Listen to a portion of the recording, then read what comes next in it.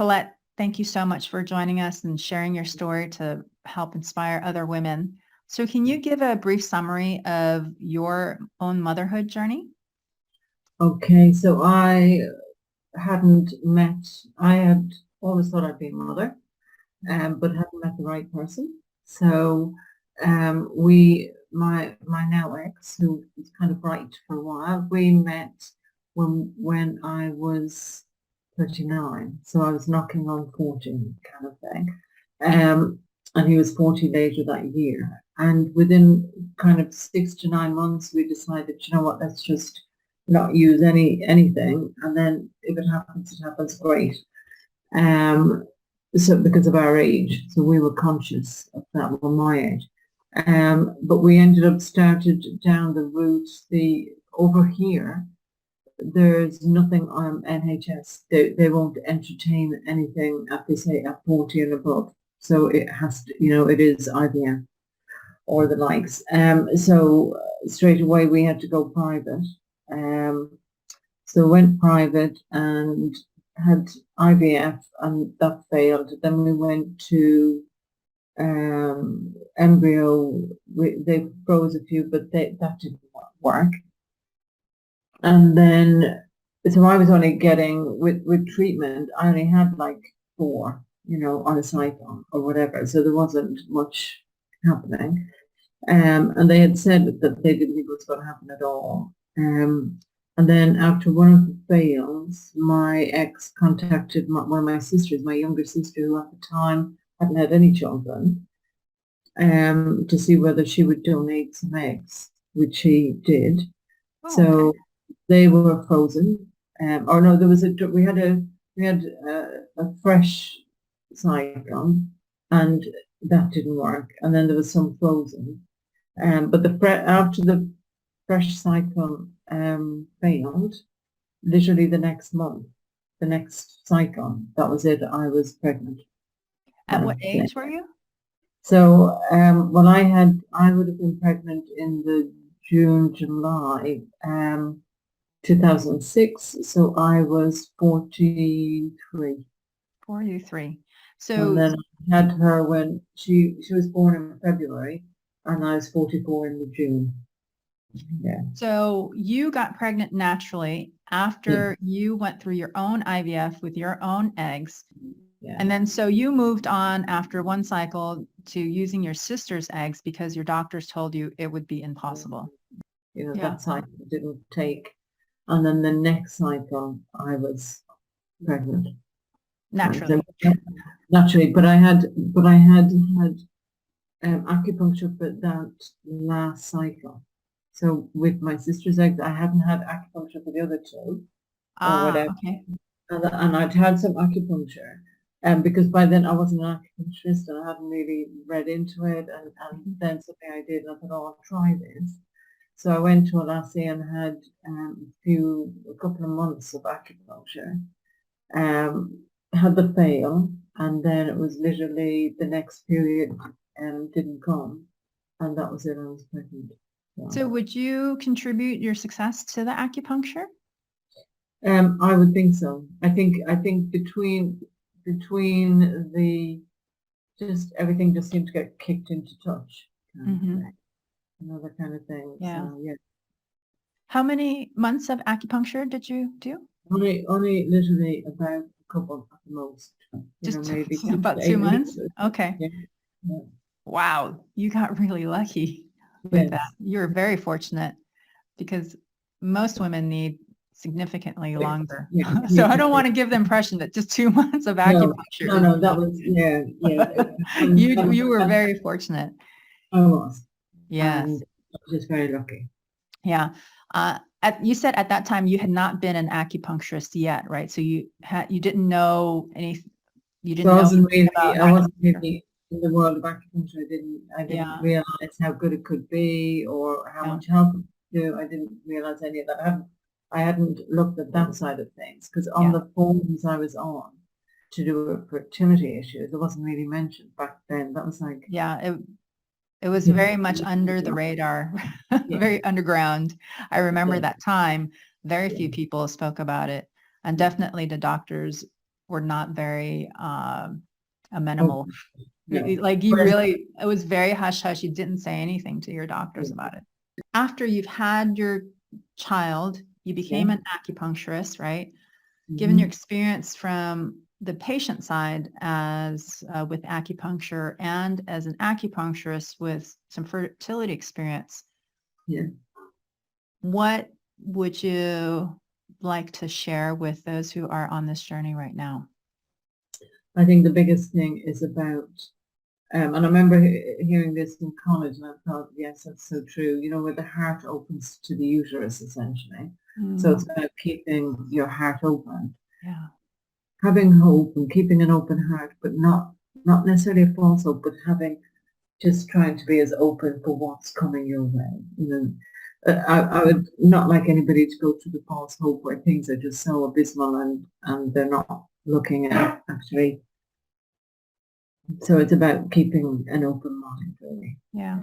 Open mind and open heart. Yes, that's extremely important for sure. And It's interesting though, in your case, wasn't your heart shut down at the time because you had just experienced? Well, that's what I mean. It's really strange because and I don't know whether then just the home, because I wasn't in a good place. Yeah, I wasn't you would think like that was the last possible thing that could have happened because the heart and the uterus were completely disconnected. Yeah. And so, but I do think there's always people outside the box. yeah. So as much as we can try, like I've got a couple at the moment, there's a young lassie and she's in tomorrow and she's lovely and she's doing everything that you can do to be a good, you know, candidate for everything to happen. Right. But also I say to her, she had a wee break recently and I just said to her, just go out and enjoy yourself and really have fun and laugh and, you know, when you're having a little gap before you go through your next cycle or whatever, so that you're not like watching, oh, have I had this supplement now? Have I made sure I didn't have this? Did I, you know? Right. So it's about that, just kind of like, we just need to get some perspective and just kind of enjoy life so that then it can still happen. So what comes to mind for me that just came to me is I wonder if it had to do with you were so devastated that you just completely surrendered to it. Like you no longer had any more expectations. Yeah. The neediness was completely gone because you were like, I'm done. I was at the end of it.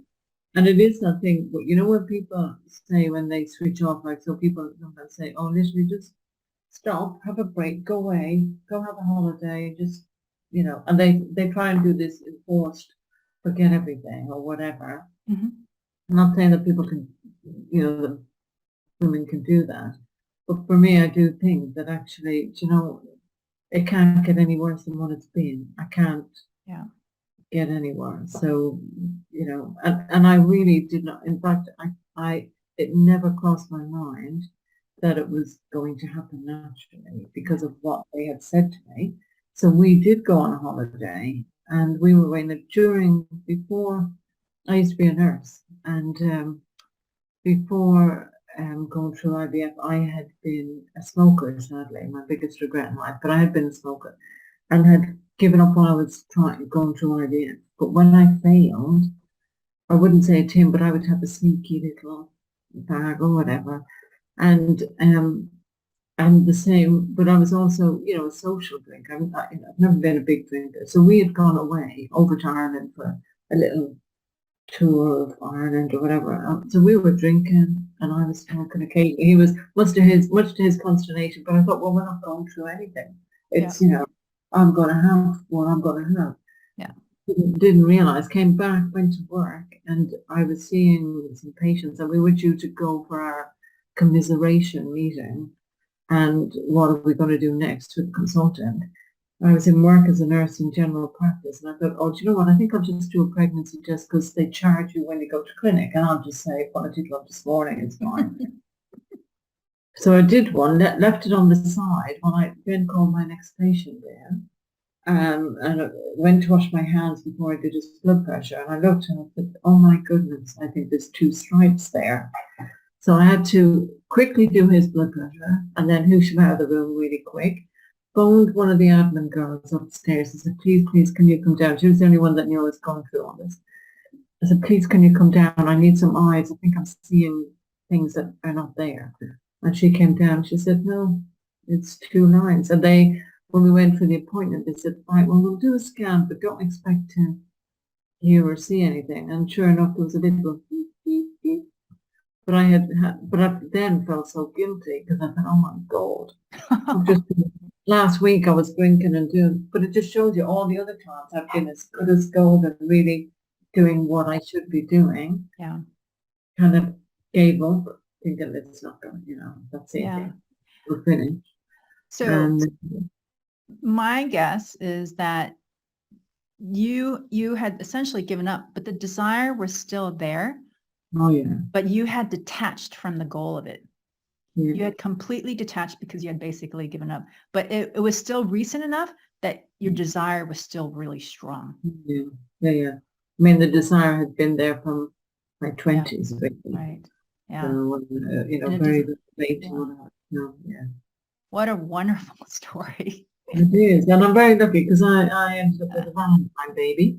She was born on Valentine's Day. And hey. Yeah. Oh, special. And she is very special, but she's also, an absolute delight. And even though, I remember when she was younger, I don't think she realized when she was, before 5, that actually I was old enough to be the mother of her friends' mothers. So I would be like the grandmother. I could essentially be the grandmother.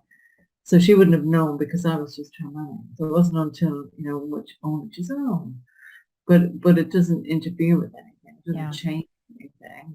There's a lot of pluses for being an older mom. So what do you feel like you had as an advantage as a mother in her 40s? Oh, a huge amount.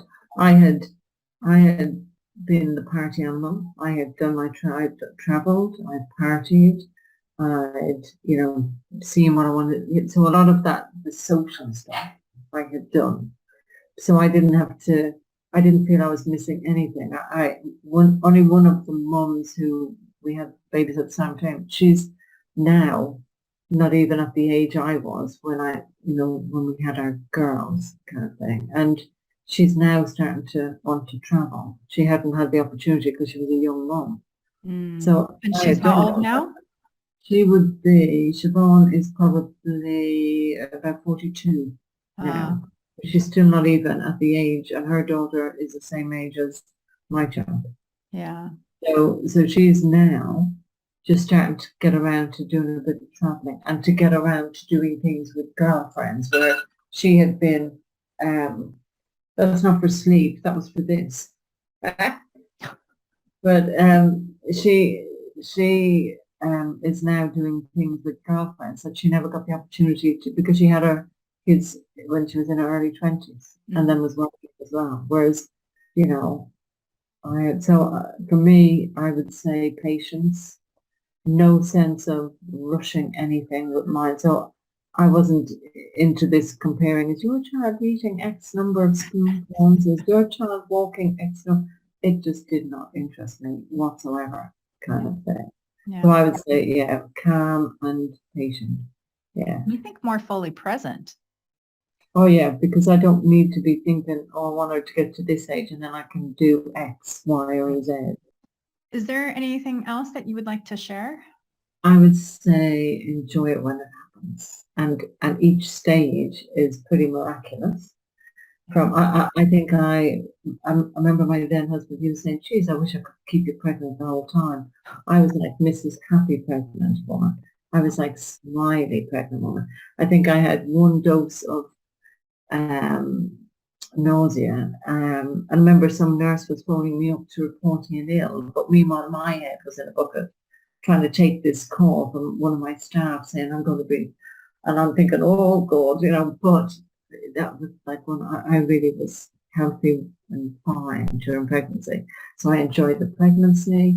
I wish I'd have known more about birthing to do it. Even though I've been a nurse, I would say to people, go down the hypnobirthing, get as much support from other women for hypnobirthing and doulas or whatever. And don't listen to people about epidurals or any of that if you can help it. Epidurals and the likes. Once you have one intervention, you have another and another. So go as with listen to your body and learn about what your body can do, because it is miraculous. 𝐬𝐁, you're an acupuncturist. Yeah. You had your own personal experience. You've treated with fertility, and you have and are currently treating women who are on the motherhood journey. So if someone is in your area, or how do they reach you? Where are you? Where is your acupuncture clinic? So I'm in Essex in the UK, on the edge of a city called Chelmsford. People find me online or by word of mouth, but my preference in a way is to work with women before they go down the IVF route, just to see what we can do naturally, because we don't give our bodies credit enough for what can, like very often Western medicine has its place. I was a nurse and I wouldn't denegate Western medicine, but they often go with the sledgehammer things, whereas sometimes women, their hormones, everything just need tweaking. And if they can work with us, just things to be tweaked or whatever, we get them in a better place, and very often things will happen. So my preference is working with women naturally before they start thinking about IVF. Not saying that I don't work with people with IVF. I do, of course, but we've got preferences. If we can get in there early, sometimes we don't need it. Yeah, absolutely. And they have a much better chance with the preparation at success with IVF naturally. And so it's really about the preparation beforehand. Yeah, big time. Yeah. And the more preparation, then the more likely that it's going to be successful. Whereas if you just go in blind with the IVF and haven't made any significant changes, the likelihood, just statistically, it's just not in a patient's favor. Thank you so much, 𝐬𝐁. I appreciate your time. You're Bye, welcome. 𝐬𝐁. Bye.